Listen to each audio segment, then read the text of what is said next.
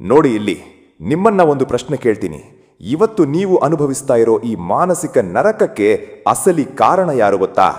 ಯಾರೋ ನಿಮ್ಗೆ ಮೋಸ ಮಾಡಿದ್ರು ಅಂತಾನ, ಅಥವಾ ನಿಮ್ಮ ಹಣೆ ಬರಹವೇ ಸರಿಯಿಲ್ಲ ಅಂತಾನ? ಖಂಡಿತ ಅಲ್ಲ. ನಿಮ್ಗೆ ಗೊತ್ತಿಲ್ಲದ ಹಾಗೆಯೇ ನಿಮ್ಮ ತಲೆಯೊಳಗಡೆ ಒಬ್ಬ ಸೈಲೆಂಟ್ ಕಿಲ್ಲರ್ ಅಡಗಿ ಕೂತಿದ್ದಾನೆ. ನೋಡಿ ನಿಮ್ಗೆ, ಅವನು ನಿಮ್ಮ ನಿದ್ರೆಯನ್ನ ಕದಿತಾನೆ, ನಿಮ್ಮ ನೆಮ್ಮದಿಯನ್ನ ತಿಂತಾನೆ.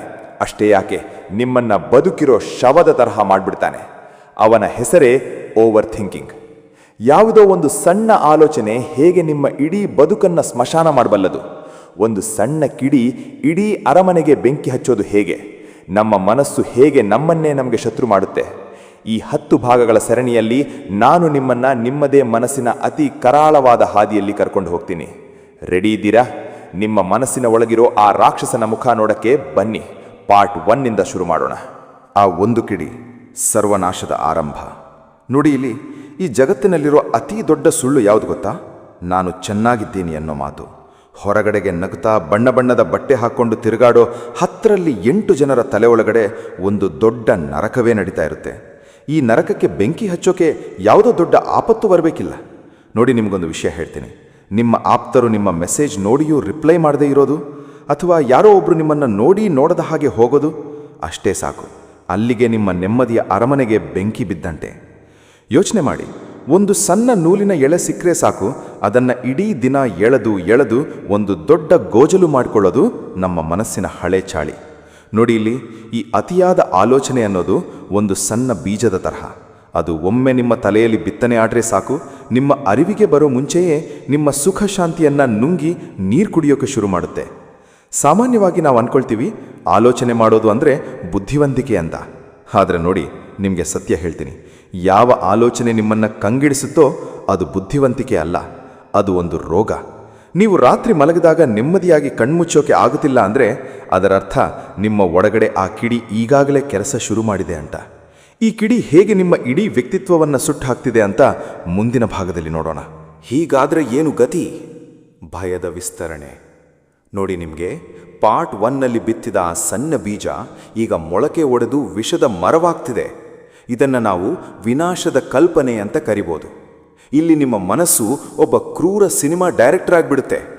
ನಡೆದಿದ್ದು ಒಂದು ಸಣ್ಣ ಘಟನೆ, ಆದರೆ ನಿಮ್ಮ ತಲೆ ಒಳಗಡೆ ಮಾತ್ರ ಅದು ಇಡೀ ಪ್ರಪಂಚವೇ ಅಳಿದು ಹೋಗೋ ಲೆವೆಲಿಗೆ ಸಿನಿಮಾ ಓಡಿಸುತ್ತೆ.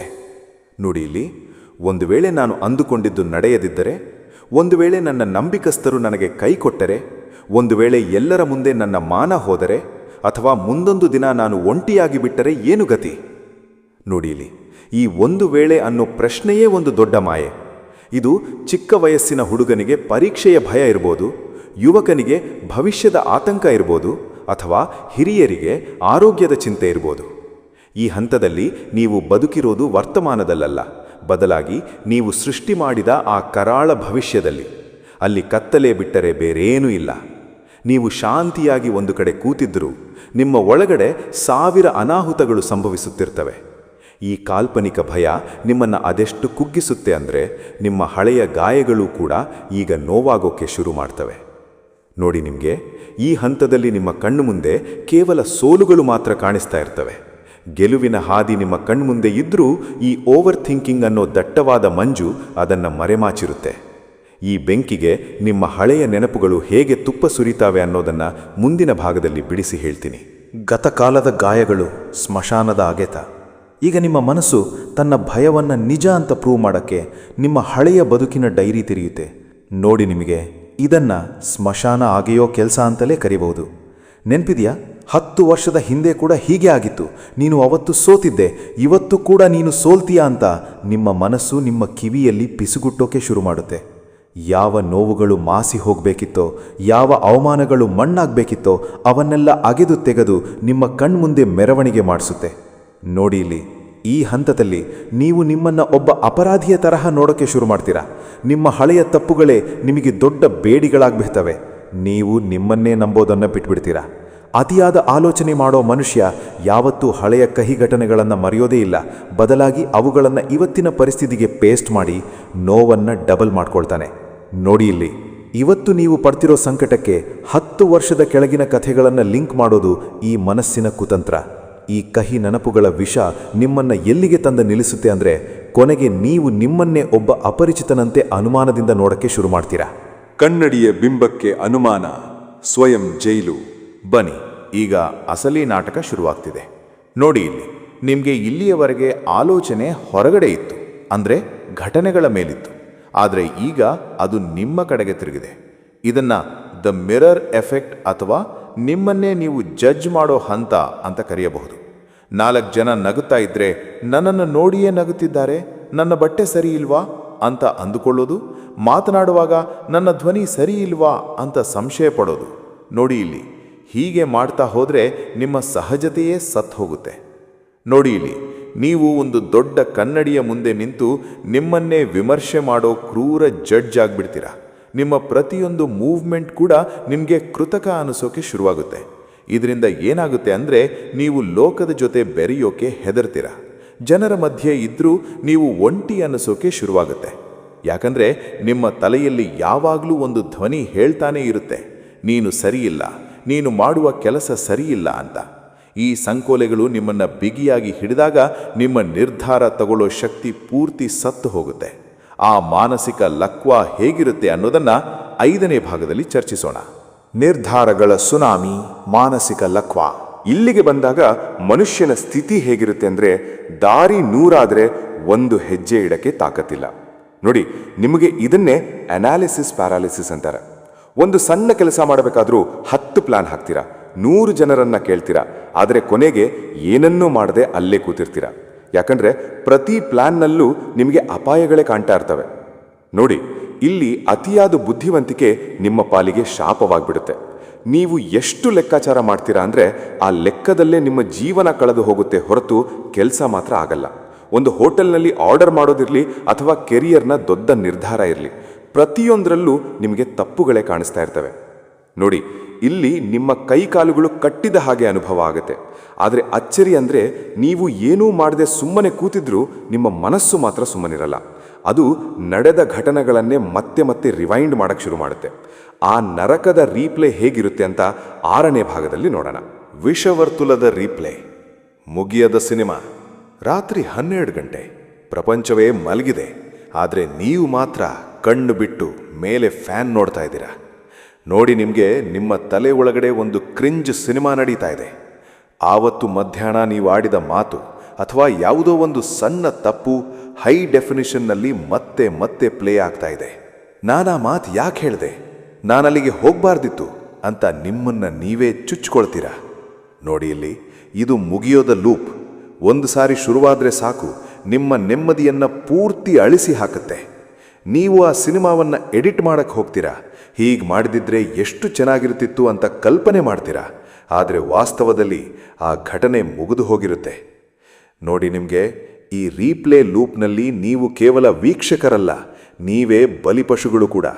ಈ ಹಂತದಲ್ಲಿ ನಿಮ್ಮ ಒಳಗಿನ ನಂಬಿಕೆ ಪೂರ್ತಿ ಉರಿದು ಹೋಗಿರೋದ್ರಿಂದ ನೀವು ಬೇರೆಯವರ ಹತ್ರ ಒಪ್ಪಿಗೆಗಾಗಿ ಭಿಕ್ಷೆ ಬೇಡೋಕೆ ಶುರು ಮಾಡ್ತೀರಾ. ಆ ಅಸಹಾಯಕತೆಯ ಹಂತ 7ನೇ ಭಾಗದಲ್ಲಿ ನಮಗೆ ದರ್ಶನ ಕೊಡುತ್ತೆ. ಭಿಕ್ಷೆ ಬೇಡುವ ಮನಸ್ಸು, ಪರರ ಒಪ್ಪಿಗೆ.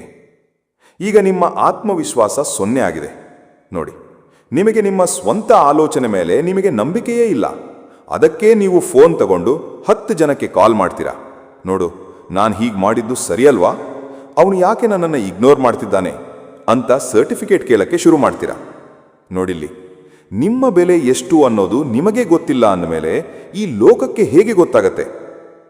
ಬೇರೆಯವರ ಒಂದು ಕಾಮೆಂಟ್ ಅಥವಾ ಒಂದು ಸಣ್ಣ ರಿಯಾಕ್ಷನ್ ನಿಮ್ಮ ಜೀವನದ ದಿಕ್ಕನ್ನೇ ಬದಲಾಯಿಸಕ್ಕೆ ಶುರು ಮಾಡುತ್ತೆ. ನೋಡಿಲ್ಲಿ, ನಿಮ್ಮ ಜೀವನದ ಸ್ಟೀರಿಂಗ್ ವೀಲನ್ನು ನೀವು ಬೇರೆಯವರ ಕೈಗೆ ಕೊಟ್ಬಿಡ್ತೀರಾ. ಅವರೊಂದು ಮಾತು ಹೇಳಿದ್ರೆ ನೀವು ನಗ್ತೀರಾ, ಅವರು ಮುಖ ತಿರುಗಿಸ್ಕೊಂಡ್ರೆ ನೀವು ಅಳ್ತೀರಾ.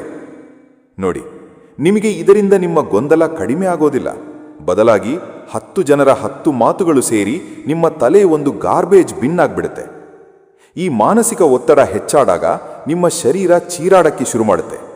ಆ ಎಚ್ಚರಿಕೆಯ ಗಂಟೆ 8ನೇ ಭಾಗದಲ್ಲಿದೆ. ದೇಹದ ಚೀರಾಟ, ಮೌನ ಕ್ರಾಂತಿ. ನುಡಿಯಲ್ಲಿ ಇಲ್ಲಿವರೆಗೆ ಇದು ಕೇವಲ ಮನಸ್ಸಿನ ಆಟವಾಗಿತ್ತು. ಆದರೆ ಈಗ ಅದು ನಿಮ್ಮ ದೇಹದ ಮೇಲೆ ಸವಾರಿ ಮಾಡಕ್ಕೆ ಶುರು ಮಾಡಿದೆ.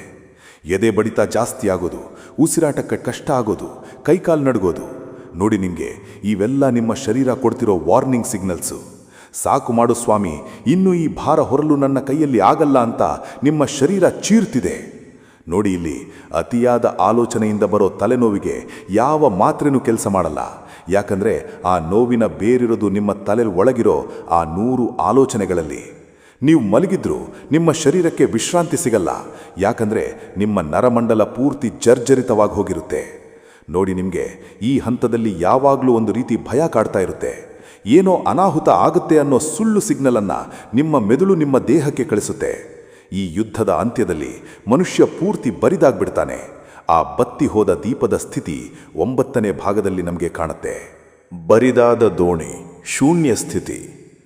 ಈ ಹಂತಕ್ಕೆ ಬಂದಾಗ ಮನುಷ್ಯನ ಸ್ಥಿತಿ ಹೇಗಿರುತ್ತೆ ಅಂದರೆ, ಅಳೋಕೂ ಶಕ್ತಿ ಇರಲ್ಲ, ನಗೋಕೂ ಶಕ್ತಿ ಇರಲ್ಲ. ನೋಡಿ ಇಲ್ಲಿ, ಇದನ್ನೇ ಮಾನಸಿಕ ದಣಿವು ಅಥವಾ ಬ್ರೈನ್ ಫಾಗ್ ಅನ್ನೋದು. ನಿಮ್ಮ ಬ್ಯಾಟ್ರಿ ಪೂರ್ತಿ ಖಾಲಿಯಾಗಿದೆ.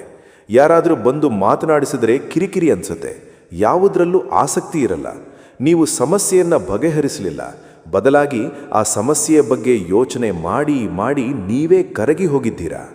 ನೋಡಿ ಇಲ್ಲಿ, ಇದೊಂಥರ ಬದುಕಿದ್ದು ಸತ್ತಂತೆ ಇರೋ ಸ್ಥಿತಿ.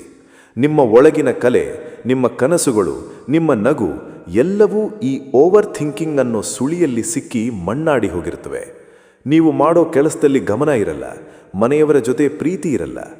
ನೋಡಿ ಇಲ್ಲಿ, ಶೂನ್ಯ ಭಾವನೆ ನಿಮ್ಮನ್ನು ಆವರಿಸಿಕೊಂಡಿರುತ್ತೆ. ಆದರೆ ನೆನಪಿಡಿ, ಈ ಕತ್ತಲೆಯ ನಂತರವೂ ಒಂದು ಸಣ್ಣ ಬೆಳಕಿದೆ. ಆ ಬೆಳಕನ್ನು ಹಿಡಿಯೋದು ಹೇಗೆ? ಈ ವಿಷವರ್ತುಲದಿಂದ ಶಾಶ್ವತವಾಗಿ ಹೊರಬರೋದು ಹೇಗೆ? ಆ ಅಂತಿಮ ರಹಸ್ಯವನ್ನ 10ನೇ ಭಾಗದಲ್ಲಿ ಬಿಡಿಸಿ ಹೇಳ್ತೀನಿ. ಸುಳಿಯಿಂದ ಮುಕ್ತಿ, ಅಂತಿಮ ಸತ್ಯ. ಕೊನೆಗೆ ನಾವು ಈ ಪಯಣದ ಅಂತ್ಯಕ್ಕೆ ಬಂದಿದ್ದೇವೆ. ನೋಡಿ, ನಿಮಗೆ ಈ ಅತಿಯಾದ ಆಲೋಚನೆಯಿಂದ ಹೊರಬರೋದು ಅಂದರೆ ಆಲೋಚನೆ ಮಾಡೋದನ್ನು ನಿಲ್ಲಿಸೋದಲ್ಲ, ಬದಲಾಗಿ ಆಲೋಚನೆಗಳ ಜೊತೆಗಿನ ನಿಮ್ಮ ಸಂಬಂಧವನ್ನು ಬದಲಿಸ್ಕೊಳ್ಳೋದು. ನೋಡಿ ಇಲ್ಲಿ, ನಿಮ್ಮ ಮನಸ್ಸು ಒಂದು ಆಕಾಶ ಇದ್ದ ಹಾಗೆ. ಆಲೋಚನೆಗಳು ಅಲ್ಲಿ ಬಂದು ಹೋಗೋ ಮೋಡಗಳಿದ್ದ ಹಾಗೆ. ಮೋಡಗಳು ಬಂದಾಗ ಆಕಾಶ ಮರೆಯಾಗಬಹುದು, ಆದರೆ ಆಕಾಶ ಅಳಿಸಿ ಹೋಗಲ್ಲ. ಆ ಮೋಡಗಳನ್ನು ಹಿಡಿಯಕ್ಕೆ ಹೋಗಬೇಡಿ, ಅವುಗಳ ಜೊತೆ ಜಗಳ ಮಾಡೋಕ್ಕೂ ಹೋಗಬೇಡಿ. ಬದುಕು ತುಂಬ ಸಣ್ಣದು ಗೆಳೆಗಡೆ. ಇದನ್ನು ಕೇವಲ ಕಲ್ಪನೆಯ ಭೂತಗಳ ಜೊತೆ ಕಾದಾಡ್ತಾ ಕಳಿಬೇಡಿ. ಈ ಕ್ಷಣದಲ್ಲಿ ಬದುಕೋದನ್ನು ಕಲೀರಿ. ನೋಡಿ ಇಲ್ಲಿ, ನಿಮ್ಮ ಮೇಲೆ ನೀವು ಪ್ರೀತಿ ಇಟ್ಕೊಳ್ಳಿ. ನನ್ನ ಮನಸ್ಸು ನನ್ನ ಕೈಯಲ್ಲಿದೆ ಅನ್ನೋ ದೃಢ ನಿರ್ಧಾರ ಮಾಡಿ. ಯಾವಾಗ ನೀವು ಆಕ್ಷನ್ ಅಥವಾ ಕೆಲಸ ಮಾಡೋಕೆ ಶುರು ಮಾಡ್ತೀರೋ, ಆವಾಗ ಈ ಆಲೋಚನೆಗಳೆಲ್ಲ ಧೂಳಿನ ತರಹ ಹಾರಿ ಹೋಗ್ತವೆ. ಗೆದ್ದು ಬನ್ನಿ. ನಿಮ್ಮನ್ನು ನೀವು ಗೆದ್ದಾಗ ಇಡೀ ಪ್ರಪಂಚವೇ ನಿಮ್ಮದಾಗುತ್ತೆ.